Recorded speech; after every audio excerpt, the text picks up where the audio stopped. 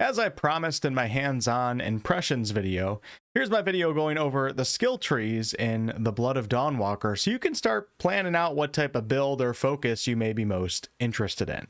Now, before we get into specifics, here's a general idea of how character progression works. So when you level up in Dawnwalker by gaining XP from killing opponents, completing quests, and so on, you'll gain skill points to spend on your skill trees. While you can view these trees anywhere in the game, you actually have to travel to a shrine first if you actually want to spend your points on perks. And the three different build categories are Witchcraft, Swordmastery, and Vampirism. But your gear as well as your weapon choice will also determine some of your playstyle. And as of now, for weapons, we have short swords, long swords, and great swords.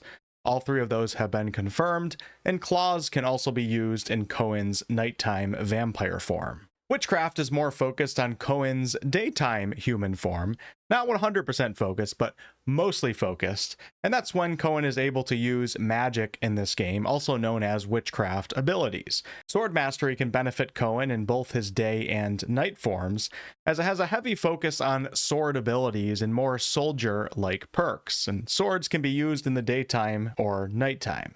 Vampirism has a heavy focus on Cohen's nighttime Valkyrie form, so everything associated with being a vampire in this game. You will be able to freely spend your points into any and all of the three skill trees here, but do note that many perks that are lower on the trees, of course, have pathways that you have to follow in order to unlock them. The little diamonds underneath each perk represent the amount of points that you can put into a specific perk or ability. And of course, investing more points will make the perk more potent. At the bottom of each skill tree lies 3 ultimate perks, of which only one can be learnt. And to the right of each skill tree lies the active abilities section, and these are the abilities that you'll invest into, essentially your skills. And while most are combat focused, you're also going to find some traversal skills in here, as well as utility. When hovering over a perk in the bottom right, you'll see the skill point cost to invest into that perk, but it is important to note that many of the perks in this game also require that you sacrifice a time segment or perhaps a few time segments. And in Dawnwalker, time is a valuable resource. I also want to point out that this game will allow you to have presets for the daytime and nighttime. So when nighttime rolls around and Cohen turns into his vampire form, the game is automatically going to switch up your presets and the abilities, and you get to set all of that in your options. You don't have to change things when it goes from day to night or night to day. Also note that some perks and abilities will have little icons in the bottom right that indicate that you must satisfy some other requirement in order to unlock said perk or ability. The book icon means that you must find a manual in the game in order to unlock that perk. The vampire teeth means that you must drink vampire blood in order to unlock that perk or ability. I don't fully know what that means, but it's pretty cool. And then we also have the skull icon, which means that you have to level up your corruption, and your corruption level is tied to how much you give in to your vampire form. And drinking human blood, for example, will increase your corruption level. So here we have the Witchcraft skill tree, and I'm going to go over all of the abilities first and then the ultimates, and then I'm just going to rapid fire off the perks here, as my notes aren't exactly clear what icon is what perk, etc. So I'll just rapid fire that part. But you're going to notice in the Witchcraft skill tree, a lot of these perks and abilities, etc. might have day only associated with them, as you can only use witchcraft magic in the day in your human form, but there are going to be a few perks here that actually can benefit your nighttime vampiric form as well. So for abilities, right here in the top left, we have an ability called Compel Soul, which is speaking with restless souls, kind of like Speak with the Dead in Baldur's Gate 3. When you activate this, I believe you can also use it in combat, as it might give you a cooldown reduction as well. I'm not 100% sure of that, but I have that in my notes that there's also a cooldown reduction associated with Compel Soul. And you're going to notice that there is no little icon in the bottom right of this ability.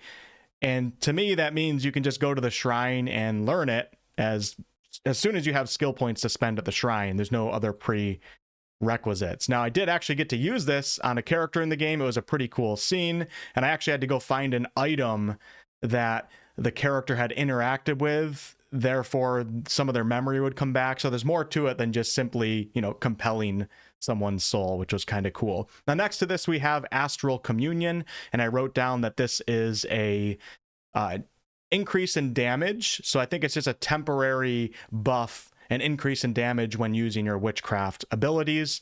And then right here we have Burning Blood, which is an ability where you basically cast it on your opponent and then their blood burns inside their skin, and it's a damage over time. We did see some examples of it in the combat. To the right of that, we have Life Lock, which is an ability that blocks one instance of damage and then reflects damage back at the attacker. That's what I wrote down. And then right here we have Soul Reaping, which is a lifesteal ability. I think it actually steals life over time when you activate it on an opponent. And also it will keep that opponent away from you. So it has some crowd control capabilities as well. To the right of that, we have Ravenous Flock right here, which is an area attack and a stun. Basically, when you activate this, a bunch of ravens will shoot out, like magical ravens. And I think when you actually attack a target that's affected by these ravens, it will trigger additional AoE attacks from the ravens. We did see an example of this in the gameplay, and it looked pretty cool. Below that, we have Soul Stigma, which is crit chance and crit damage will go up when you activate that, so a temporary buff. To the right of that is called Unholy Vitality, which is an ability that will regen your health after using abilities. So kind of like a healing ability in a way. And then at the bottom right here, we have Cycle of Ruin, which extends the duration of your witchcraft abilities. So for example, the Burning Blood damage over time will last longer.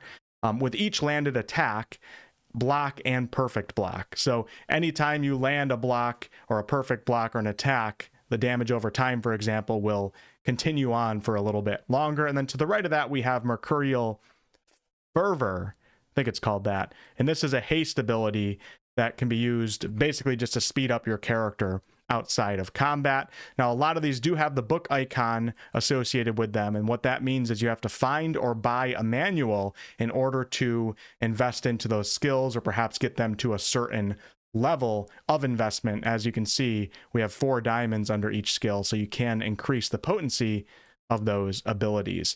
And now let's talk about the ultimates here at the bottom of the skill tree. And as you can see, you have to spend 35 skill points in order to actually unlock the ultimates here. And in the bottom left right here, you'll also notice that only one of these can be learnt. In the bottom left, we have an ultimate called Entwined Torment, which allows you to target 2 enemies with a witchcraft ability if it's the first ability that you use in combat.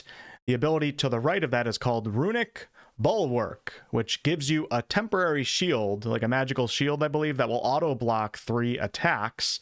And also you'll be able to replenish part of the shield when you use other witchcraft abilities. And then we have Aether Cascade, and that makes it so each ability will reduce the cost of the next ability that you use by 1 activation charge. All right, so now I'm going to rapid fire off all of these perks right here without really zooming in on what I think each one is. But as you can see, you invest into a perk and then you can go further down in the pathway. And there's also a few standalones. There's also some perks here that do require that you find or buy the manual. One of the first perks is called Forager, which can be used in day or nighttime. And basically this doubles the amount that you'll harvest when you are, picking up plants and stuff like that for crafting. There's a perk called Herbal Remedies, which is an increase in HP when you use certain consumables. There's Medicus, which is an increase of consumables. I'm assuming that means the amount of consumables you can hold. Amalgam was a perk that will allow you to do multiple consumable buffs at the same time. And then Herbal Remedies 2 will add additional healing from consumables. So I believe all of those that I just mentioned can benefit your vampiric nighttime form as well. It's not specific to daytime Cohen. Also, that can be used at night is a perk called Bewitching Influence, which gives you better prices actually from merchants, so decreases prices. And then we have several perks that are day only. We have Unnatural Resilience, which grants armor when using witchcraft abilities. We have Forbidden Sigils, which is an increase in witchcraft ability slots. We have Aether Flow, which is a reduce in witchcraft reduce cooldown for witchcraft abilities. Then we have Blasphemous Echo, an increase in damage for each enemy affected by witchcraft. We have Witchcraft Mastery, which basically just increases your damage with witchcraft abilities. We have Lasting Malediction, which makes abilities last longer. Witchcraft abilities last longer. Frugal Witchcraft will make abilities cost less HP. Evil Eye is a chance for a critical cast of witchcraft ability.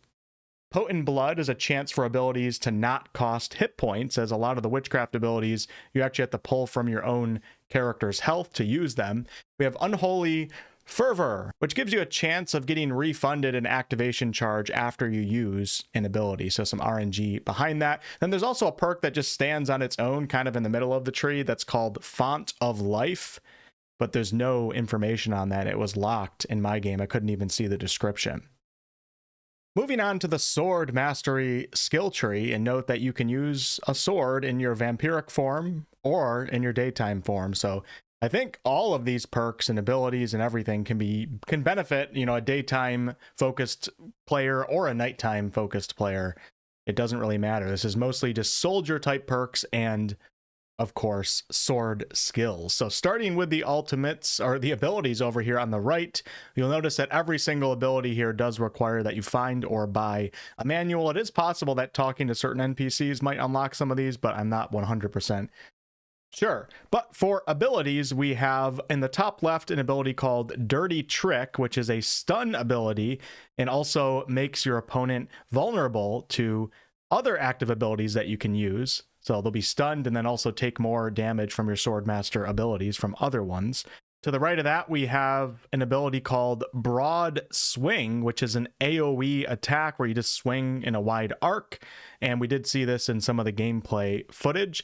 Below that is Charge, which is a distance attack and a stun attack. So you basically close the distance, deal damage, and also stun your opponent. And then next to that, we have Artery Strike, which is a crit attack with a chance to decapitate your opponent. Pretty cool, pretty brutal. Love it. Below that, we have an ability called Adrenaline Rush. Sorry, my notes are a little bit crazy here. Adrenaline Rush, which is an increase in attack damage after using Swordmaster abilities. So kind of like a rage in a way, I guess you could say. And then there's an ability called Walking Fortress, which actually I think is this one that's a little bit lower, which makes it so if you perform a perfect block, which means you get the direction of the block correct and the timing precise, this will actually restore a portion of your activation charges. So it encourages, you know, highly offensive gameplay. And then I think it's this one right here that's called Swiftness. And this basically boosts attack speed after a perfect block. So these abilities are obviously very soldier-like, but they also kind of encourage active gameplay with the game's combat systems and mechanics. Now for ultimates, we have one called Last Stand right here, which increases your weapon damage by 150% when your health drops below 30%. At least that's what it was in the early build version that I played. And then we have Sword Sage, which will reset active ability cooldowns. So cooldown reset. And then Tactical Mastery, I wrote down activation charge on abilities. So I'm assuming that that means when you use a Swordmaster ability, you get an activation charge back or something along those lines. And now I'm going to rapid fire off the Sword Mastery perks. So we have a perk called Omni Block, which will make it so when you're just holding down the block button and not necessarily trying to block in the right direction, this will cost less stamina, because when you do a directional block, it won't cost any stamina, but if you just hold it down, it will be chipping away at your stamina, and this helps out that, especially if you're a player who doesn't want to engage with directional combat that much. This is one you probably want to invest into. Now, unfortunately, my notes for Sword Mastery are not very clear here. I wrote down that further down that same pathway, there's a perk that will help out your perfect block in some way. There's a perfect riposte. There is a counterattack perk. I don't know if it just unlocks it or makes it more powerful. And then Sharper Eye is the final perk in that line, and that gives you a chance to weaken opponents when you perform a perfect block. And then we have a perk called Stinging Blade, which will increase your sword damage. And in that same pathway, you'll find Fate's Favor, which gives your sword the ability to actually land critical hits, a chance for crits. There's a perk called Precision, which will make it so you deal more damage with directional attacks. A perk called Growing Momentum, which will increase weapon damage with each attack, so definitely offensive type perks here. And then there's a perk called Growing Momentum, which will increase your weapon damage with each attack, and this buff will reset after you receive damage, so you really want to be careful and make sure that you're blocking and dodging and not taking damage when you invest into that perk. And then we have a perk called Endless Effort, which will increase your maximum stamina. There's a perk called Fleet of Food, and I wrote down stamina cost and dodging costs less, and also killing enemy regens stamina. So that's kind of interesting. When you get the kill, you'll get a little boost of stamina back. And then there's also a perk called Pack Mule, which will increase your carrying capacity. Then we have a perk called Vigor, which increases your health. All I wrote down was health, so I don't know exactly what that means. And Second Skin is a perk that will make your medium armor penalties less, and then Second Skin 2 penalties less as well. I didn't get too much into the gear when I was playing, so I can't speak on that too much. And then we have a couple advanced perks here for Swordmaster. Sustained Focus will increase your activation charges.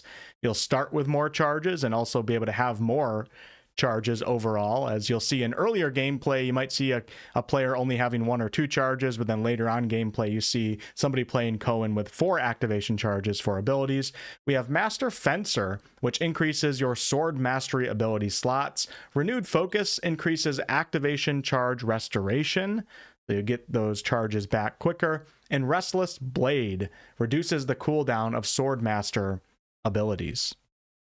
And last but certainly not least, we have the Vampirism skill tree, and these, I think almost, if not all of them, are knight only, so you have to be in your Valkyrie knight form to benefit from these perks and abilities and ultimates.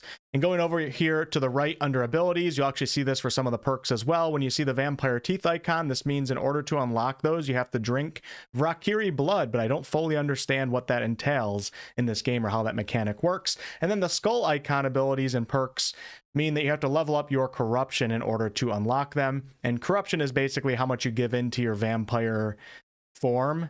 The more human blood you drink, for example, the more your corruption is going to go up. But the first ability here in the top left is called Voracious Bite, and you basically bite an opponent. This can be used in combat and out of combat, and it will restore your HP, because in vampire form, you need to drink blood to restore your HP, while in human form, you have to eat food or take consumables. But it'll also deal damage to the opponent, so you do have to be careful you don't kill an opponent if it's out of combat and you don't want them to die, but in combat, it will deal damage, which is in your favor. And then to the right here, we have an ability called Shadow Storm, which slows down time. Below these two, we have Piercing Shrink, which will stun all enemies in front of you and also weaken their defense and attack damage. We have an ability called, I believe this one is Blood Surge. Yes, so Blood Surge will explode targets. I don't think I've seen this yet, but these vampire abilities are super cool. And then below those two, we have Mesmerize, which is a mind control ability. It will force opponents to actually fight for you. And then to the right of that, we have Death from Above, which is an instant kill on targets that are below you. So you can drop down and get that kill, kind of like Assassin's Creed in a way. But if you do it on a boss, for example, it'll just be like a super damage attack. It won't actually kill them, of course. And then down here we have Scarlet Shield, and Scarlet Shield is HP regen after blocking. I don't know if it's a perfect block or not. I just wrote down block. To the right of that, we have Crimson Rush, which is an increase in damage of your active abilities, so your vampire abilities, the higher that your hit point percentage is. And then on the bottom here, neither of these have a requirement besides needing skill points and, of course, spending time segments, I believe, to invest in them. But right here on the left, we have Shred, which is a bleed attack. I think that's damage over time, kind of like the blood dot attack and the Witchcraft ability tree.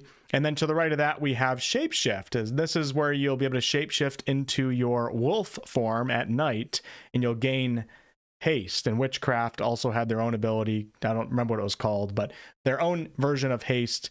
And this is the vampiric version of haste. And we have seen the character running around in wolf form. And then for the ultimates down here, the first ultimate is called Rebound. Is it Rebounce or Rebound Death? I really screwed up writing that word in my notes, but this ultimate will make it so instead of dying, you get to do this once per combat. When you take that killing blow or that fatal blow, you'll instead gain lifesteal on your attacks and also temporary immortality. To the right of that, we have Lethal Crescendo, which is a claw damage increase after you get kills. So the more kills you get with your claws when you're not using swords, when you get that kill, then you're kind of raging a bit and you're dealing more damage after that. And then we have Sanguine Renewal, which makes it so that when you use Voracious Bite up here, the one that restores HP and deals damage, that ability will actually reset cooldowns. So kind of synergy there. They tie in together. All right, I'm going to rapid fire off the regular perks now. And in my notes, I did write down all of these are nighttime only. So Nourishing Blood perk will make it so that drinking blood will restore more HP. Crimson Feast is a perk that will grant buffs from drinking human blood. And those buffs are attack buffs, damage buffs, armor buffs, and crit buffs. Then we have a perk called Wild Blood, which will grant buffs from drinking animal blood. And the buff is basically that it will restore some of your activation charges quicker. And then we have a perk called Hastened Corruption, which makes your corruption fill up faster. And of course, corruption is required to unlock a few of these skills or to be able to use a few of these skills. I don't know 100% how it works. We have a perk called Valkyrie Might, which increases your ability slots. Lasting Blood makes it so vampire abilities will cost less of your hit points, and Endless Ferocity will reduce your vampire ability cooldowns. Then we have a perk called Endless Hunger, which will increase your health segment number. Closing Wounds will grant vampire HP. HP regen within a health segment. So your health is divided into different segments, and you'll basically, regen one of those 3 segments or however many you have. Blood Thief is a perk that makes it so my notes say attacking dragons just lost vampire HP. I have no idea what that means. I don't know what I wrote down for that, but that's what I wrote down. Obviously, I made a mistake there. There's a perk called Shadow Dweller, which increases your Shadow Step range. So Shadow Step is like a teleport ability that you can use in vampire form. And Dimension Ready will decrease your plane shift stamina consumption. So when you climb up walls or on ceilings, stamina is continuously being drained from your character, and this will slow that down. There's also a perk that's on its own, just kind of in the middle of all the tree here, not connected to anything, that's called Mandrake Ward, but I have no information on that. And then Razor Sharp Claws will increase your claw damage. Restless Claws will decrease your claw's stamina consumption.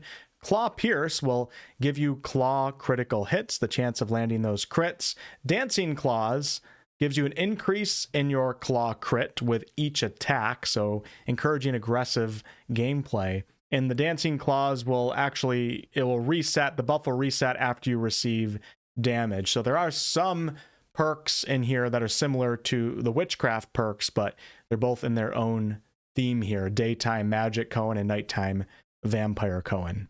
And that'll be it for this video. I was taking notes super fast while playing, so I probably messed up a few of these, but at least now you can kind of get an idea, perhaps, what you want to focus your Cohen's build on. Are you going to be more daytime focused and really go all in on that magic early in the game, or really try to do quests at nighttime with your vampire abilities?